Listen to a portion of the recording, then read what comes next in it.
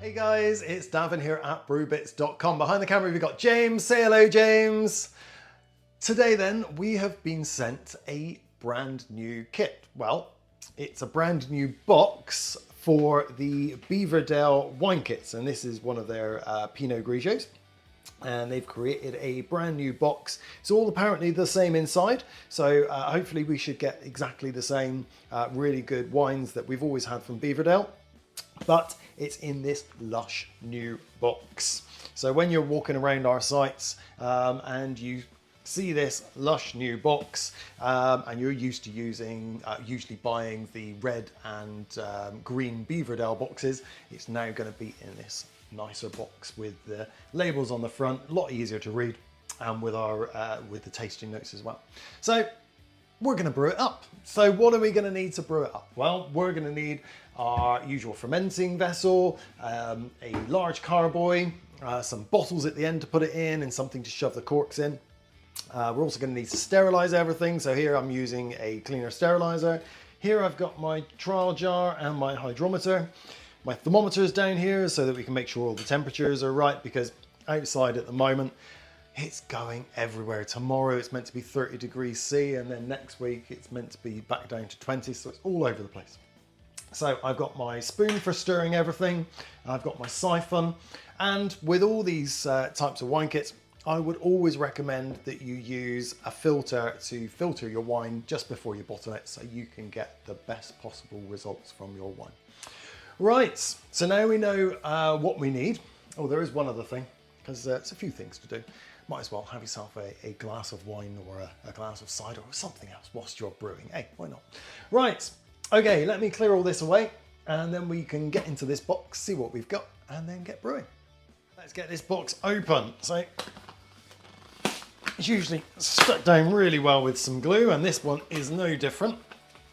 Oh, we are in. We are now in. Cool, a little bit of extra cardboard. We have a pack of stuff, I'll get into that in a moment. We have some yeast. We have a nice little instruction leaflet. That makes a change from just a big sheet of A4 paper. And then we've got this massive big bag of grape juice concentrate. Okay, so let's get inside of here and see what we've got. Don't need that.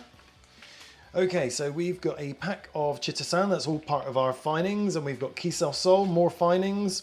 We've got a thing of bentonite, and we've got a thing of stabilizer. Okay, right. The first thing we're going to need to do is open this bag of concentrate. And just pulling on this little yellow thing, unscrewing it doesn't work.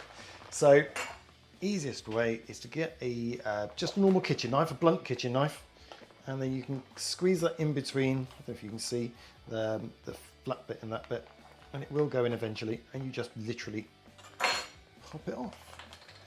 You can do this in the box if you want, but I find it easier just to take it out. Oh, that smells gorgeous. And pour it in like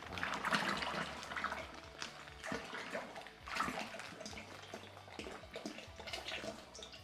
Okay, now there's still a lot clung to the sides, so with some tap water, get that in there, get that one mixed in. Oop, nearly lost some. I'm going to do that a couple of times to get any concentrate out that's stuck to the sides as possible. If you're following the instructions, it says now to top this up to 23 litres with tap water, and then sprinkle on your sachet of bentonite clay. What I tend to find, if you do that, it just sinks to the bottom, creates this thick layer, and doesn't really help with the process of collecting the proteins that are floating around, this is meant to help give you a really clear wine at the end of the process. So what I like to do is, here I've got a litre of really, really hot water, and I'm going to take my sachet of bentonite clay, pop it open, and gently, really gently, let's get this water going, really gently, just drop it down in. Now I'm using a fork here, if you didn't notice that. And keep it stirring, keep the fork right to the bottom, into the middle, out to the sides. And this is really going to help get the clay all everywhere rather than just a big clump at the bottom. Like so. And now you've got clayey water, which is what you want really. And now we pour this clayey water in. Like that. And see, only a few little lumps. Right, okay, so now we need to top this up to 23 litres with tap water. Bit cold, bit warm. Ideally, you're looking for a temperature of 20 degrees C. Amazing, right? So we're up to our 23 litres. So now we need to give it a really good stir to mix all the concentrated grape juice and the water together.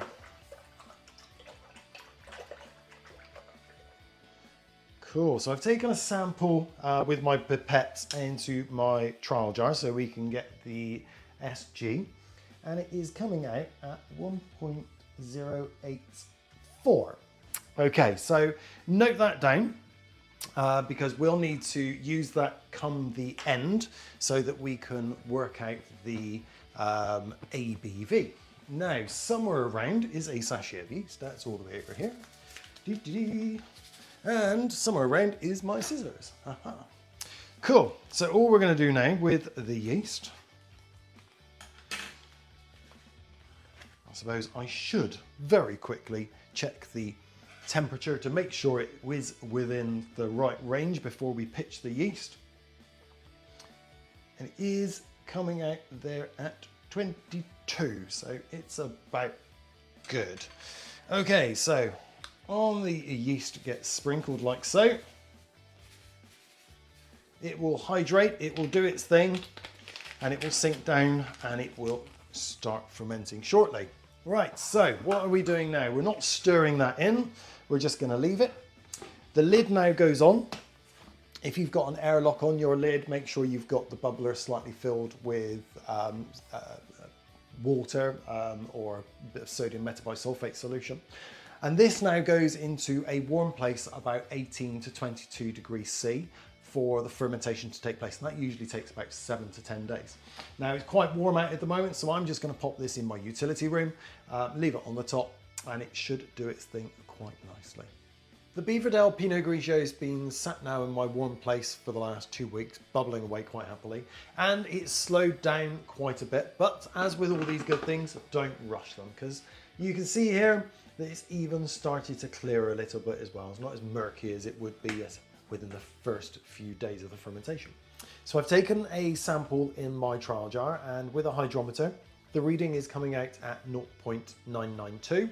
So it's well below 0.996 as per the instructions. And we know then that this is ready for us to move on to the next stage. So the next stage, down here I have a carboy and I have a siphon, and we're going to transfer it from this one into this one. If you don't have a carboy, you can use a second bucket. And the reason for that is down here at the bottom, I don't know if you can see this, James, there is lots and lots and lots of sediment. And what we want to do is we want to remove the wine off that sediment to make it easier for us to clear it. Right, so let's scoop that off of there. Let's take the siphon, which I've sterilised, and I've sterilised the carboy as well. Now the way I like to do it is I like to pop it just in the top, only a little few inches down, over this way so I can, James, give this end a good suck. Get the flow going. Try and get this low into your second vessel as possible. And then gradually, as the level drops, lower your siphon with the level. And that will help prevent, again, you disturbing any sediment at the bottom. It takes a little bit of time. So whilst you're doing this, if there's someone else around, once you've got your hands full, get them to get you a drink. Pretty pleased, James? I've finished siphoning the wine from the fermenter into the carboy, and as you can see, it's not as clear as you were expecting. So, next thing to do is add our sachet of stabilizer. And what the sachet of stabilizer is going to do is it's going to kill any remaining yeast that might be in here. and that's going to help us in the clearing process. So all we do is just open the top up and pour this little white powder in. Okay, now we need to stir this in. So a couple of ways you can do it. You could put the bung in there and then give it a good old swirling round like this. You could, you see there's carbon dioxide popping out already. You could pop your spoon in there and give your spoon a really, really, really good stirring. Okay, or you can get one of these little things, and this is called a whiz stick. You get degassers, and all you do with this is pop it in and literally get the drill going. So what you're trying to do here, I'll just stop a second, is in here, as the wine was fermenting, the yeast were letting off lots and lots of carbon dioxide. And some of that didn't actually rise to the top and bubble out. Some of it actually got dissolved into the wine. So we need to knock all that carbon dioxide. It's kind of like making a can of Coke or a can of lemonade to go flat. And that's what we're trying to do really, really fast. And so this is what the whiz stick helps us do. So I get this whizzing up.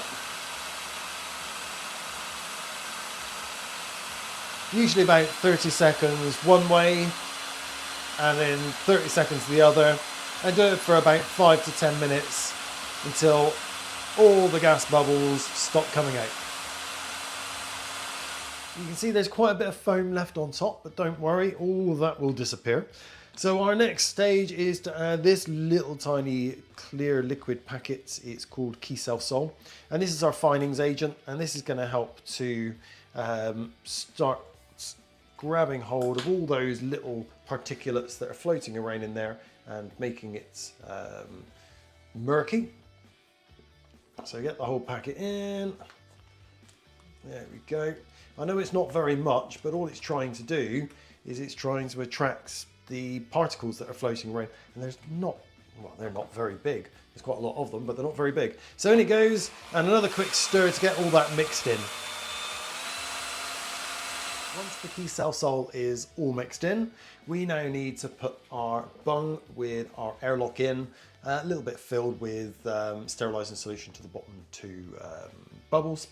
And this now needs to sit between 1 hour and 24 hours before we add the chitosan. So I'm just going to leave it here now, and then we'll come back and we'll add the chitosan in a bit. It's been a few hours since I've added the Kisel. So here I've got the large pack of the chitosan, which is the second part of the finings. And just like the Kisel, we're just going to chop off the corner, and gently pour it in. Get it all in. Lovely. And give it a good stir. Okay. Once the second part of the finings has been stirred in, pop the airlock in with a little bit of water in your bottom 2 bubbles. And now this needs to go somewhere coolish and somewhere where it won't be disturbed for the next week to 2 weeks. And over that period, as you might start to be able to see it happening already, this is going to start all clumping together, picking up all those particulates and dropping them down to the bottom. So somewhere now, put it where it's not going to be disturbed for the next week to 2 weeks. The wine has been clearing now for about 2 weeks because I took the cubs on camp. And look how clear this is. This is really lovely and clear. Hello, I can see you. But down at the bottom, you can see there's a load of sediment. So what we're going to do now is we're going to rack it off that sediment into a clean, sterilised bucket here. And I'm going to use a simple siphon where I'm going to need to have a quick suck on the end. But of course, if you don't want to suck on the end, you can use an auto siphon and use it to pump if you wish. So, suck goes in. I've got my little sediment trap on the end of my siphon as well. A good suck and get the pipe right down to the bottom. Right, so this is going to take a few minutes to siphon this through. One of the things I like to do with my wine kits is to filter them, and here I'm using the Buon Vino mini jet filter, a really quick, easy to use filter, powered, and it really gets the wine crystal clear like you would get if you were drinking a wine that you bought from the shops. Or If you haven't got the money to pay for a Brew on Vino, then get yourself one of these. This is a Harris Vimbright Mark III filter kit. Absolutely cracking. You put some pads inside of here, you filter the wine through it, and again, it will give you a really, really good tasting wine. What it does, it takes out the remaining bits of the yeast and any floating particles in there out of the wine, and really, really makes it crisp, more refreshing, and really, really gives you a better flavoured wine. I think it's always good to show you, because now look at this. This is crystal clear. I know it was crystal clear before, but I'll show you the pads. And so you can see this is the original colour, and look how much it's taken out of all those bits and bobs in there that were microscopic that you couldn't actually see. And that's going to make a huge difference to the finished wine. So, as I say, either use a Brew on Vino or the Harris filter, and you'll get really, really good results. Okay, so I'm going to be bottling in a moment. So to make my life easier, I'm going to use my bucket with the tap on, which I'll put my bottling wand on in a bit. So I'm going to do a siphon again from my carboy into my bottling bucket. So in it goes, quick suck, and get it flowing. And now whilst this is taking a little bit of time to go through, I sneakily took a little sample from the filtered wine. Why not? A little bit of a perk. Smells good.